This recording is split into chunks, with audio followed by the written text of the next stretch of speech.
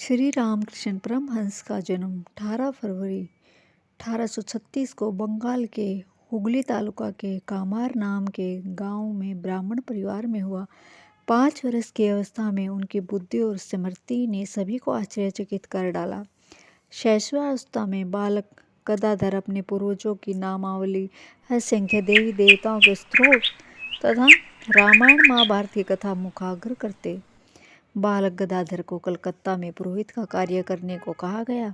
उसमें बालक में रानी रासमणि नामक सहृदयी धनी स्त्री रहती थी। उन्होंने दक्षिणेश्वर में काली माता का भव्य मंदिर बनाया।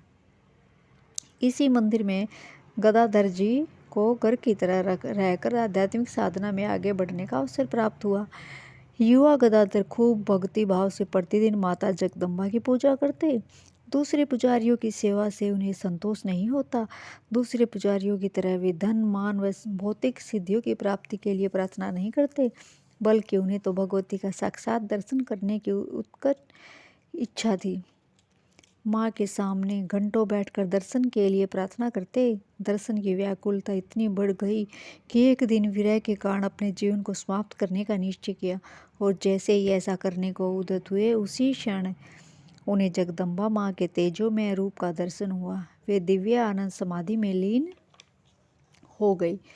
बाद में कई बार माँ भगवती का दर्शन हुआ। महाशक्ति इनके साथ बात करती, हंसती और शिक्षा रूपी उपदेश करती। गदाधर के लिए जड़ परस्तर प्रतिमा सजीव प्रेम प्रदान करती माँ बन गई। इन्होंने तोतापुरी जी से संन्यास की दीक्षा ली और इन्होंने ही इन्हें रामकृष्ण परमहंस नाम दिया। महाशक्ति के सतत दर्शन और ध्यान से श्री रामकृष्ण इतने अधिक तल्लीन रहने लगे कि अब पुजारी का कार्य करना भी उन्हें भारी लगने लगा। इसीलिए इस कार्य से उन्हें मुक्त कर दिया गया। अब वे योग साधना करने लगे। इसके पश्चात उनके हृदय में भगवान के भिन्न भिन्न स्वरूपों के दर्शन करने की इच्छा उत्पन्न हुई। इन्होंने भगवान राम स्वरूप की उपासना प्रारंभ की। कुछ समय पश्चात भगवान राम और माता सीता के साक्षात्कार दर्शन हुए।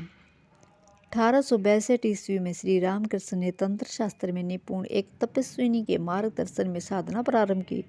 प्रथम दर्शन में ही तपस्विनी ने इनमें विराजित आध्यात्म विभूति को पहचान लिया। श्री रामकृष्ण प्रेम पंथ की अंतिम सीमा तक पहुंच चुके थे। अब वह निरुपाधिक ब्रह्मा के अद्वैत साक्षात्कार के अधिकारी बन चुके थे। जब यह इस स्थिति पर पहुँचे तो माँ जगदम्बा ने ब्रह्म ज्ञान के रहस्य की दीक्षा देने के लिए वेदांत के विद्वान साधु को भेजा। ये सब प्रकार के नाम रूपों को मन से हटाकर अंत में ब्रह्म स्वरूप में लीन हो गए और 6 मास पर्यंत समाधि में स्थित रहे। माँ जगदम्बा ने श्री रामकृष्ण जी को संकेत दिया कि तुम्हारे पास एक पवित्र साधकों का समूह आएगा। उन्हें मार्गदर्शन और आशीर्वाद देना। उनमें से कितने ही तुम्हारे संदेश का मानव जाति में प्रचार करेंगे।